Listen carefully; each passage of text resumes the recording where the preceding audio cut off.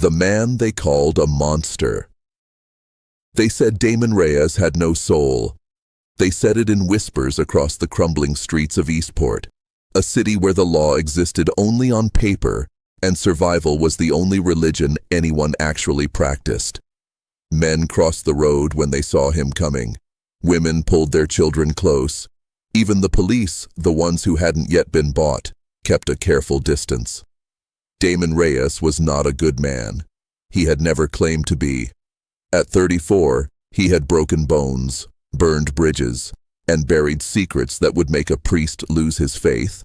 He ran the eastern docks with an iron fist, controlled 3 of the city's most dangerous neighborhoods, and had a reputation so dark that his name alone could end a negotiation before it began. His file at the precinct was 3 inches thick. His list of known associates read like a who's who of Eastport's criminal underworld. He wore that reputation like armor. But armor, as anyone who has ever worn it knows, always hides something underneath. What most people didn't know, what Damon made certain no one would ever know, was that every Thursday evening, he drove alone to St. Catherine's Shelter on the south side of the city, left a brown envelope stuffed with cash at the back door, and disappeared before anyone could see his face. He had been doing it for 6 years, not for glory, not for forgiveness, simply because Sister Margaret, who ran the shelter, had once shown him kindness when he was 17 years old and bleeding on her doorstep, and that kindness had lodged itself so deep inside him, it never fully left. He was not a good man, but he was not entirely lost either. That distinction would matter before this night was over. It was the kind of November night that felt personal, cold and sharp, with a wind that cut through clothing like it had something to prove. The streets near the old merchants' district were mostly empty by 9 o'clock. Storefronts shuttered, streetlights flickering. The kind of quiet that isn't peaceful, but waiting.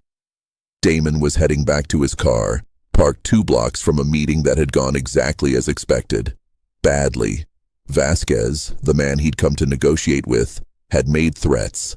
Damon had made counter-threats. Both men had walked away, knowing the next encounter wouldn't involve words. He was calculating timelines in his head.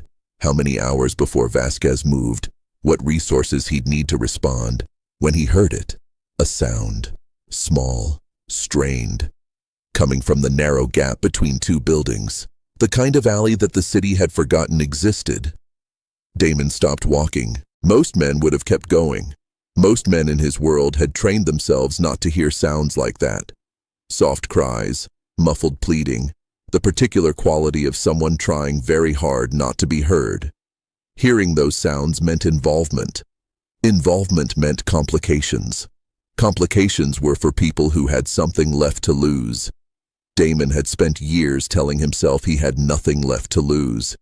He turned toward the alley. She was pressed against the brick wall, both arms wrapped around her stomach, her coat pulled open where someone had clearly grabbed her. She was young, mid-20s maybe, with dark hair plastered against her face from the cold sweat of fear. Her eyes, when they found his, went wide with a terror that shifted immediately into something worse. Recognition. Not recognition of him specifically, recognition of what he was. She could read it on him the way anyone who had survived Eastport long enough could read it. The set of his jaw, the stillness of his hands, the absolute absence of panic in his posture. She knew she had traded one danger for another. "Please," she started. "How far apart?" he said. She blinked. "What?" He nodded toward her stomach. "The contractions. How far apart?" Her mouth opened, closed. 10 minutes, maybe 8 now. "Where were you going?" "General Hospital, 3 blocks. My phone." She held up a cracked screen, completely dark. "I was trying to get a signal and someone came up behind me and took my bag and I..." "Can you walk?" "I think so." "Then walk." He didn't offer his arm. She didn't ask for it. They moved through the dark streets at a pace that she set and he matched.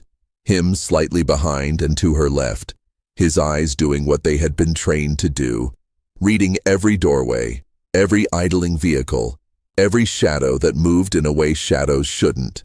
Her name was Nina Castillo. He didn't ask, but she told him anyway, the way people do when fear makes silence unbearable. She was 8 months pregnant. Her husband was a night shift nurse at General. She had been trying to reach him when her phone died, decided to walk the 3 blocks rather than wait, thought she could manage it. Stupid, she said, the word aimed at herself like a slap. Not stupid, Damon said, just alone. She glanced at him sideways. He kept his eyes forward. They were halfway down the 2nd block when Damon felt the shift. That particular change in the atmosphere that his body registered before his mind caught up. Years of living in dangerous places had given him a sense for it. The way 3 figures had peeled from a doorway 40 feet ahead. The angle of their approach. The way they spread without speaking, because they'd done this before and didn't need to. Not random. These men weren't after wallets or phones. These men were looking for him specifically. Vasquez hadn't waited for morning after all. Keep walking, Damon said quietly. Don't stop. Don't look at them. General Hospital is 1 block ahead. The emergency entrance is on the left side of the building. When you see the lights, you run. Do you understand me? Do you understand me? She heard something in his voice that wasn't aggression or performance. It was clarity. The kind of clarity that only arrives when a person has made a decision and stopped fighting it. Yes, she whispered.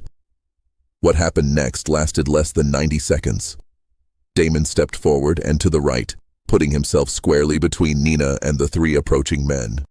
He recognized 2 of them, Vasquez's soldiers, reliable and brutal. The 3rd was new, younger, with the eager violence of someone still trying to prove something. There were words exchanged. There usually are, even at the end. But this story isn't about words. It's about the moment Damon Reyes, a man who had spent his entire adult life taking things from people, chose instead to give something. The fight was short and brutal and real. The way fights actually are. Nothing like cinema. Everything like desperation.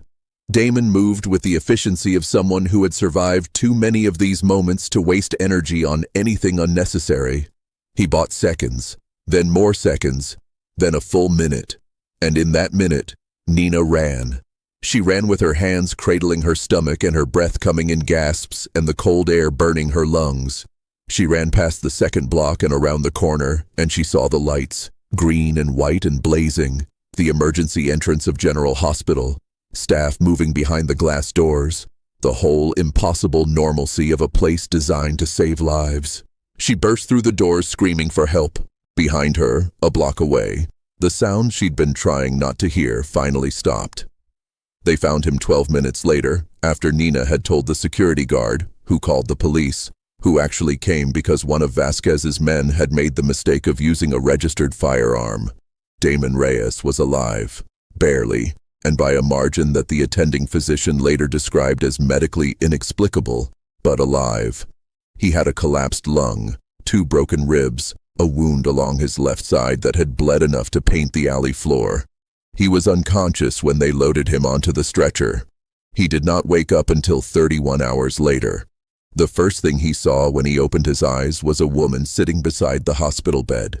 She was still wearing the coat from the night before, the one with the torn pocket, though someone had found her a change of clothes underneath. Her husband sat on her other side, his hand over hers, his expression the particular combination of devastated and grateful that only a person who almost lost something irreplaceable can wear. In her arms, wrapped in a blue hospital blanket, was a baby, born at 11:47 p.m., 6 pounds, 2 ounces, healthy, perfect. Nina looked at Damon when she heard him stir. She didn't say thank you, not right away. She just held the baby out slightly, as if showing him something that words couldn't quite reach. Damon Reyes, a man who had not cried since he was 17 years old and bleeding on Sister Margaret's doorstep, looked at that child for a long moment. Then he looked away, at the ceiling, at something no one else in the room could see. "What's his name?" he said finally. His voice was rough, barely there. Nina's husband answered. "We hadn't decided yet, but..." He paused, exchanged a look with his wife. "We're thinking about Damien." The room was quiet. Outside the window, Eastport was waking up to an ordinary morning. Delivery trucks, school buses, the distant sound of a city that had no idea what had happened in one of its forgotten alleys the night before. The world didn't change. It rarely does, for the events that matter most. But something in that room had shifted. Some small, stubborn thing. Damon closed his eyes. "That's a good name," he said.